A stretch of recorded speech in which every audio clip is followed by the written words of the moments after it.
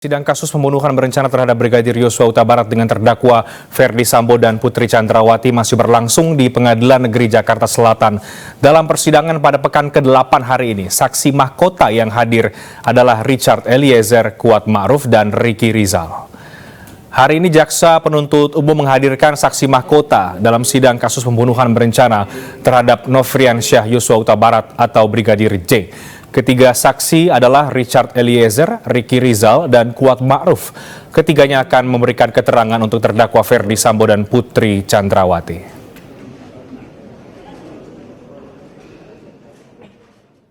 Selengkapnya kita menuju ke Pengadilan Negeri Jakarta Selatan. Sudah ada rekan Kevin Pakan di sana. Kevin, sidang masih berlangsung. Apa kesaksian yang tengah diberikan dan agenda sidang saat ini? Ya, selamat sore Reinhard dan juga pemirsa. Sidang pemeriksaan saksi mahkota yakni Richard Eliezer, kemudian Ricky Rizal dan Kuat Ma'ruf terhadap terdakwa dari Putri Chandrawati dan juga Ferdy Sambo masih terus berlangsung hingga pada sore hari ini, di mana tadi sempat diskors yakni sampai pukul 15.30 waktu Indonesia Barat, dan saat ini pun juga masih terus dilakukan dengan pemeriksaan saksi yakni di ruang sidang utama Pengadilan Negeri Jakarta Selatan. Terkait dengan pertanyaan Anda tadi, Reinhard, bahwa memang untuk pada saat ini sudah dilakukan pemeriksaan atau masih berlangsung, yakni dengan terdakwa dari Ricky Rizal dan juga Kuat Ma'ruf, di mana tadi kami sempat melihat ada poin-poin menarik yang disampaikan oleh kedua terdakwa ini, di mana yang pertama dari Ricky Rizal, yang mana tadi menjelaskan atau majelis hakim pun juga menanyakan terkait dengan peristiwa yang terjadi di Magelang, tepatnya pada tanggal 7 Juli lalu, di mana tadi Ricky Rizal menyatakan bahwa setidaknya ini mengetahui terkait dengan pemindahan dari adanya sejumlah dana atau sejumlah uang seperti itu, yakni sebesar 200 juta rupiah yang mana berasal dari rekening dari Brigadir Joshua dan juga dipindahkan ke rekening Ricky Rizal. Di mana pada saat persidangan berlangsung tadi, Ricky Rizal menyatakan bahwa hal ini atau pemindahan yang dilakukan ini merupakan perintah atau disuruh oleh Putri Chandrawati terkait dengan biaya operasional baik di Magelang maupun juga di Jakarta. Namun di mana hal ini cukup berbeda dengan BAP yang dilakukan atau diberikan oleh Ricky Rizal, tepatnya di BAP nomor 75 pada tanggal 15 Agustus lalu, di mana hal ini pula yang tadi dicecar oleh hakim, oleh majelis hakim begitu, yang menyatakan bahwa perbedaan ini cukup berbeda. Sebenarnya apa yang benar atau pernyataan mana yang benar, apakah di BAP ataukah pada saat di persidangan? Maka tadi Ricky Rizal menyatakan bahwa keterangan yang di BAP ini hanya asal-asalan saja. Tentunya hal ini dapat menjadi poin penting atau perhatian khusus dari hakim untuk melihat sebenarnya siapa yang salah atau apa sebenarnya penyebab dari pembunuhan Brigadir Joshua ini. Sementara itu, Reinhard, kembali ke Anda. Terima kasih Kevin Pakan dari Pengadilan Negeri Jakarta Selatan. Kita akan tunggu nanti setelah diskors kelanjutan dari sidang. Pemirsa, sidang kasus pembunuhan Brigadir Yosua memang memasuki agenda keterangan saksi antar terdakwa atau saksi mahkota. Eliezer bersaksi di hadapan Sambo dan juga Putri. Dalam keterangan Eliezer membantah keterangan dari Sambo dan juga Putri. Mengapa demikian? Kita akan diskusikan lebih dalam bersama dengan dua narasumber yang sudah bergabung dari luar studio. Saya akan sapa, pertama ada Pak Jamin Ginting, pakar hukum pidana, dan juga ada Bung Rory Sagala, kuasa hukum dari Richard Eliezer. Selamat malam, Bapak-bapak. Selamat malam, Mas Reinhard. Ya, saya langsung ke Bung Rory karena sebagai kuasa hukum dari Barada Eliezer, kita lihat di sidang hari ini dan juga sidang-sidang sebelumnya, klien Anda cukup aktif ya, atau cukup menyuarakan banyak perbedaan kesaksian yang disampaikan oleh membantah kesaksian dari Sambo dan juga Putri Chandrawati. Apa yang terjadi sebetulnya dan mengapa kemudian klien Anda merasa perlu untuk mengkonfrontir kesaksian-kesaksian yang diberikan?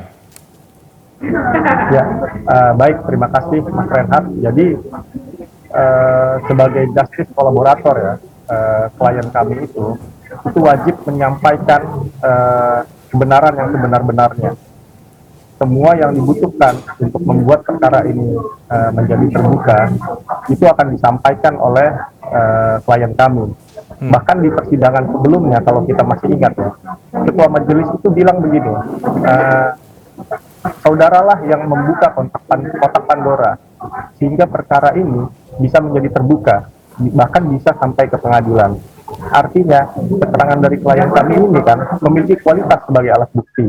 Kalau memang ada perbedaan dengan terdakwa lain, ya itu nggak apa-apa karena memang dari rekonstruksi juga sudah banyak perbedaan. Tetapi semakin kesini semakin kelihatan keterangan saksi mana yang memiliki kualitas dan keterangan saksi mana yang kira-kira akan dikesampingkan oleh majelis hakim. Oke, Demikian. baik, Bung Rory. Tapi banyak keterangan-keterangan dari terdakwa yang lain yang ini berbeda dengan keterangan dari Eliezer sendiri, termasuk keterangan dari Ricky Rizal, Kuat Ma'ruf, Verdi Sambo, dan juga Putri Chandrawati. Tidakkah ini semakin menyulitkan posisi klien Anda atau seperti apa? Tidak ya, karena justru kalau kita lihat saat keterangan saksi Ricky Rizal misalnya saat diperiksa sebagai saksi, itu ketua majelis sempat mengingatkan, bahkan ditanya apakah saudara sayang terhadap anak dan istri saudara, tolong bicara yang jujur, keterangan saudara tidak masuk akal. Begitupun juga saat pemeriksaan Kuat Ma'ruf, itu ketua majelis juga tampak sekali ya meragukan keterangan dari yang bersangkutan. Ada pertanyaan-pertanyaan dari ketua majelis yang menyangsikan ya keterangan dari Kuat Ma'ruf. Jadi, sedangkan ketika klien kami yang diperiksa sebagai saksi, terlihat ketua majelis malah memuji klien kami dengan yang tadi saya sampaikan itu, karena keterangan saudaralah perkara ini menjadi terbuka. Baik. Kita bisa lihat, kan hakim ya yang paling berhak menilai ya. Nah, kita bisa lihat keterangan mana yang paling dipercaya oleh majelis hakim. Ya, saya ke Pak Jamin Ginting. Pak, apa yang Anda lihat dari pertama pilihan dari Eliezer untuk menghadapi Sambo dan juga Putri secara langsung, padahal punya pilihan untuk secara offline, dan yang kedua, bagaimana Anda melihat perbedaan demi perbedaan kesaksian yang kemudian dibantah oleh para terdakwa, termasuk oleh Eliezer dan juga Sambo CS ini?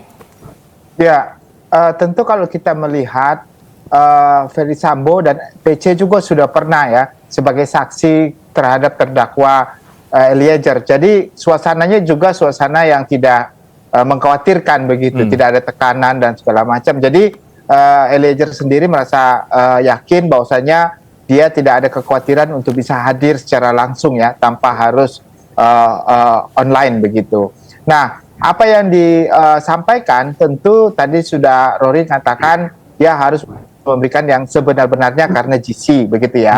Ada beberapa persinggungan perbedaan keterangan terkait dengan keterangan dari Baradae dan juga PC dan juga FS ya. Kita ketahui setidaknya ada 4 saya lihat ya. Pertama terkait dengan Ibu PC yang ada hadir di Saguling di lantai 3 ya, dia mendengar tapi Ibu PC mengatakan tidak mendengar.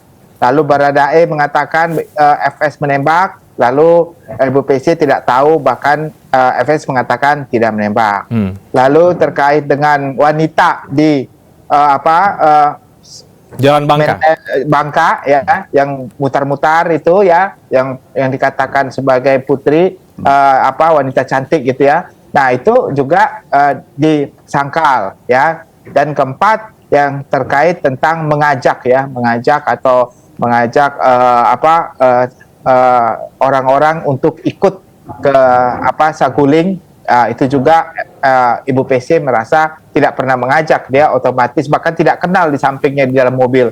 Nah, itu hal-hal seperti itu. Nah, inilah yang perlu diklasifikasi. Ya, walaupun ada pertentangan keterangan, tetapi saksi ini nanti juga didukung oleh alat bukti lain dan saksi-saksi lain, begitu. Contoh kecil ya, Ibu PC mengatakan dia kamarnya tertutup, tapi Ricky Rizal, Baradae, dan juga Kuat Ma'ruf katakan kamarnya terbuka. Nah, ini kan sudah hal yang tidak bisa disangkal lagi kan, sudah ada 3 yang menyatakan seperti itu begitu. Bahkan dia mendengar sendiri tembakan, dia sampai menutup kuping begitu. Nah, itu kan sudah menjadi dasar juga kalau sebenarnya keterangannya lebih rendah kualitasnya dibandingkan dengan keterangan yang lainnya. Nah, seperti itu contohnya ya begitu.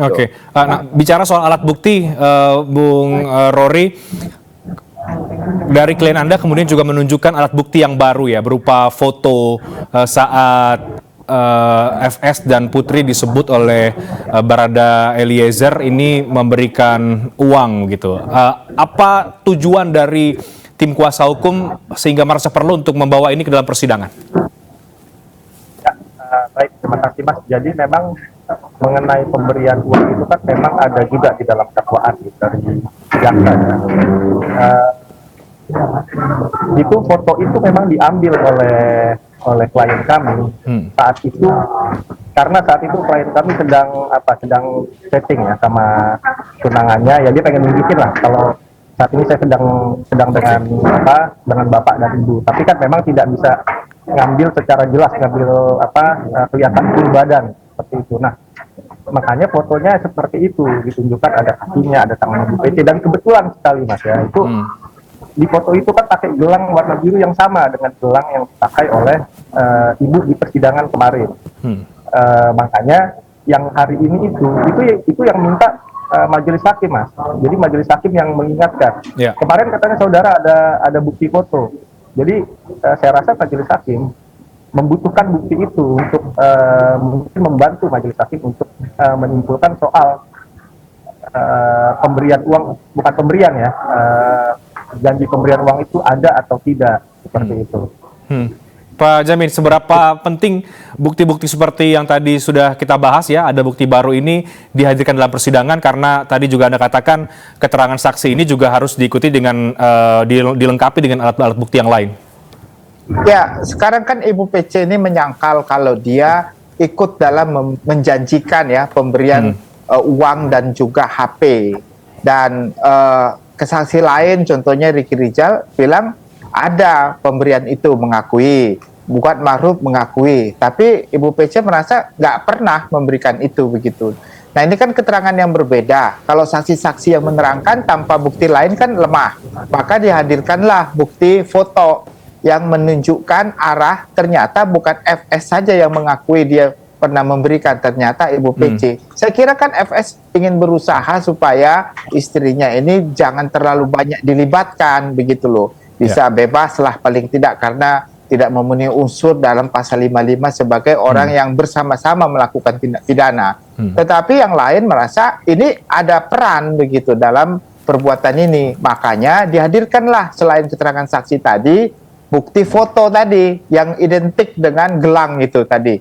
Nah, gelang itu menunjukkan kalau tidak bisa disangka lagi dia ada di situ waktu menjanjikan pemberiannya itu. Itu kaitannya, Mas. Oke, jadi alat bukti yang dihadirkan ini juga menjadi penting untuk melengkapi keterangan demi keterangan, karena terjadi perbedaan keterangan ya Pak Jamin Ginting, ini yang juga cukup menarik untuk dicermati antar terdakwa. Kita akan lihat nanti bagaimana kelanjutan dari persidangan, karena sedang diskors saat ini. Kita akan tunggu seperti apa.